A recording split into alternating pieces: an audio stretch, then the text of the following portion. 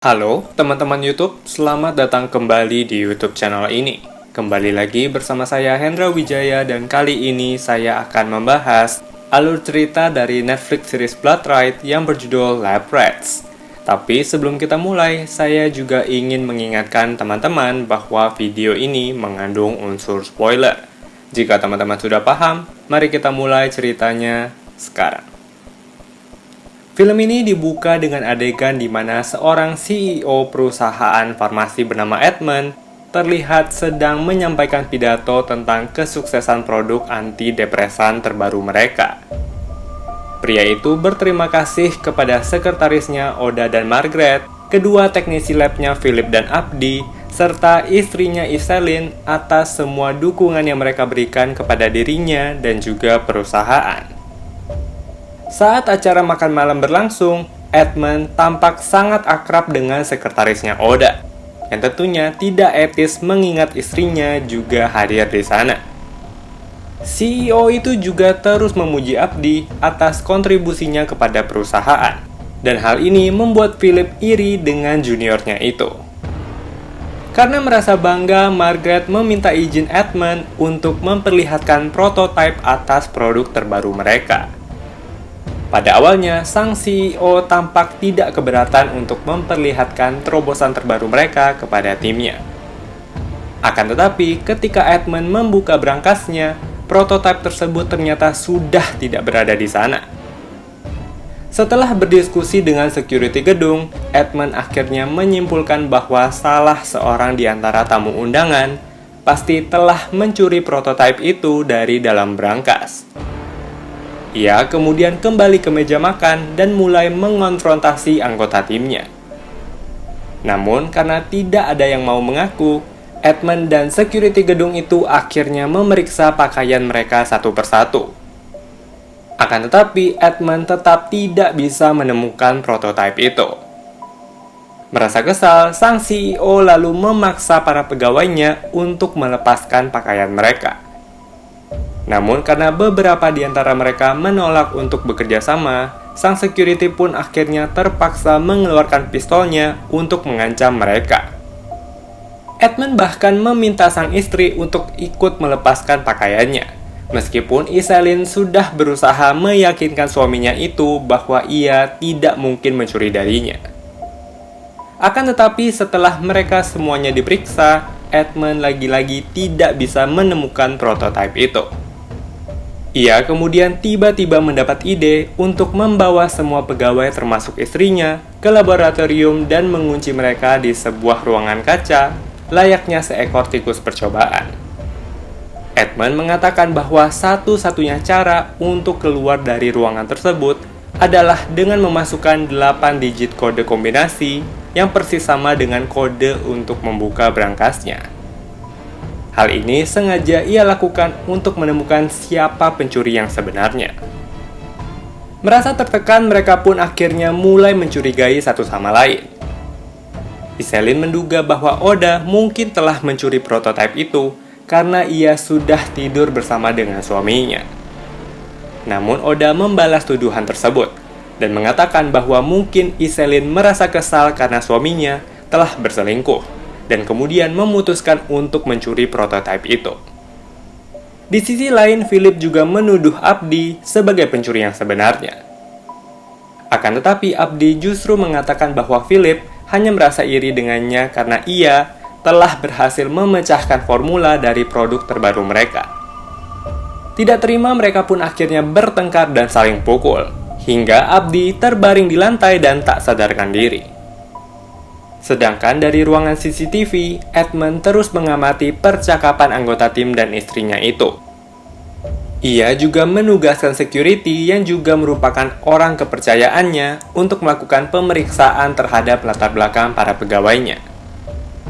Di sisi lain, Philip tiba-tiba membahas betapa jahat dan serakahnya Edmund karena telah menipu para pegawainya di masa lalu. Oda yang baru bergabung di dalam perusahaan bertanya pada Philip apa maksud dari perkataannya itu. Philip lalu mengatakan bahwa dulunya saat keuangan perusahaan sangat buruk, Edmund menjebak para pegawainya untuk membeli saham perusahaan. Beberapa di antara mereka bahkan menginvestasikan seluruh tabungan yang mereka miliki. Akan tetapi, setelah mendapatkan suntikan dana, Edmund justru mengumumkan bahwa perusahaan miliknya dinyatakan bangkrut. Walaupun pada kenyataannya, ia kembali mendirikan perusahaannya yang baru 6 bulan kemudian. Hal ini ternyata membuat 2 orang mantan pegawainya merasa frustrasi lalu memutuskan untuk mengakhiri hidup mereka. Philip juga menambahkan bahwa Edmund tidaklah sebaik yang mereka kira. Namun Iselin terus membela suaminya itu dan mengatakan bahwa Edmund adalah orang yang baik dan juga perhatian. Mendengar hal itu, Philip pun akhirnya membocorkan rahasia bahwa Margaret selalu mengingatkan Edmund tentang ulang tahun istrinya itu, dan juga membelikan hadiah untuknya.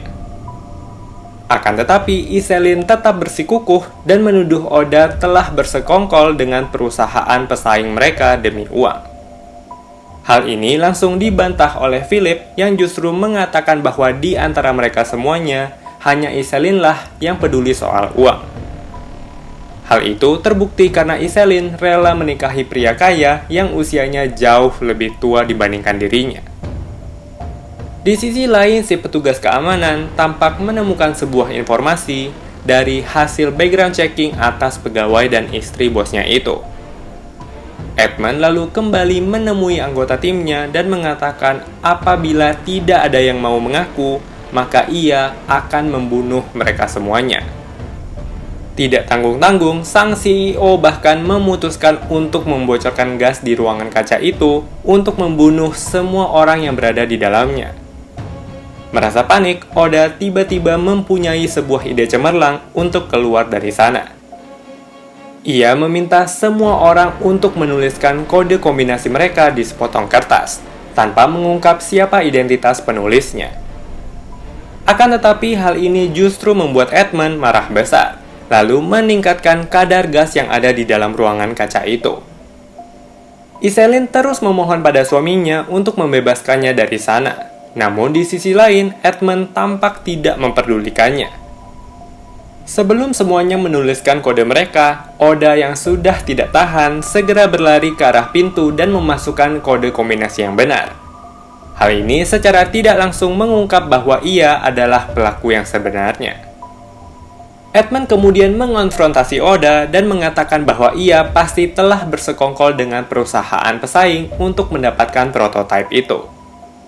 Hal ini dibenarkan oleh Oda yang juga mengaku bahwa ia telah membuang prototipe itu ke dalam toilet.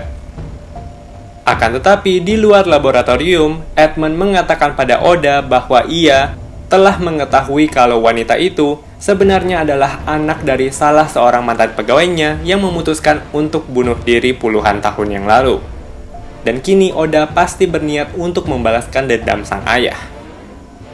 Wanita itu juga ternyata telah mengganti nama belakangnya agar tidak dicurigai oleh pihak perusahaan ketika merekrutnya. Di sisi lain, Oda tidak menyangkal apa yang baru saja dikatakan oleh Edmund. Namun wanita itu mengancam bosnya bahwa ia akan membongkar perselingkuhan mereka kepada Iselin apabila Edmund tidak mau membebaskannya dari kejadian malam itu. Tidak terlalu ambil pusing, Edmund pun setuju dan membebaskan Oda. Namun sebelum berpisah, Oda menawarkan sebuah pelukan perpisahan yang tentunya dengan senang hati diterima oleh Edmund. Dan dari sana mereka pun akhirnya berpisah. Akan tetapi ketika Edmund berjalan kembali ke kantornya, ia menyadari bahwa sapu tangan di sakunya agak sedikit berantakan. Dari sana, Edmund menduga bahwa Oda mungkin telah menaruh prototipe yang ia curi ke dalam sakunya saat ia diperiksa. Dan ketika mereka baru saja berpelukan, Oda pasti telah mengambil kembali prototipe tersebut darinya. Hal ini menjelaskan mengapa Edmund tidak bisa menemukan prototipe itu, karena selama ini benda yang ia cari berada di dalam kantong jasnya sendiri. Merasa tertipu, Edmund kembali mengejar Oda yang masih berada tak jauh dari sana. Ia meminta wanita itu untuk mengembalikan prototipe yang telah ia curi. Dan Oda pun akhirnya dengan terpaksa menyerahkan benda itu ke tangan Edmund. Setelah mendapatkan apa yang ia inginkan, Edmund kembali menemui Iselin di laboratorium. Akan tetapi, Iselin ternyata sudah menunggunya di sana dengan pistol di tangannya. Wanita itu kemudian meminta sang suami untuk masuk ke dalam ruangan kaca di mana Edmund mengurungnya tadi. Para pegawainya yang lain juga ternyata menunggunya di sana untuk menyaksikan bagaimana bos mereka dikurung di dalam ruangan kaca itu seperti seekor tikus percobaan. Di sisi lain, Edmund terus memohon kepada Iselin untuk melepaskannya. Namun wanita itu justru memerintahkan Margaret untuk membocorkan gas ke dalam ruangan kaca itu. Dengan penuh amarah, Iselin kemudian mengatakan pada Edmund bahwa kode kombinasi ruangan tersebut adalah tanggal ulang tahunnya. Dan jika Edmund benar-benar mencintainya, maka ia pastinya akan dengan sangat mudah mengingat hal itu. Akan tetapi sayangnya sang suami ternyata tidak bisa mengingat tanggal ulang tahun sang istri, yang kemudian mengakibatkan dirinya terbaring di lantai dengan busa yang keluar dari dalam mulutnya. Dan demikianlah film ini pun akhirnya selesai. Oke teman-teman, itu tadi pembahasan alur cerita dari Netflix series Blood Ride yang berjudul Lab Rats. Saya harap kalian menikmati pembahasan pada video kali ini. Bagi teman-teman yang ingin merekomendasikan atau request film atau series favorit kalian, silahkan tuliskan komen kalian di bawah. Dan juga jangan lupa untuk like dan subscribe YouTube channel ini, serta menyalakan tombol loncengnya supaya kalian terus update setiap kali saya mengupload video terbaru. Terima kasih karena sudah menonton video ini. Sampai jumpa di video berikutnya dan semoga hari kalian menyenangkan.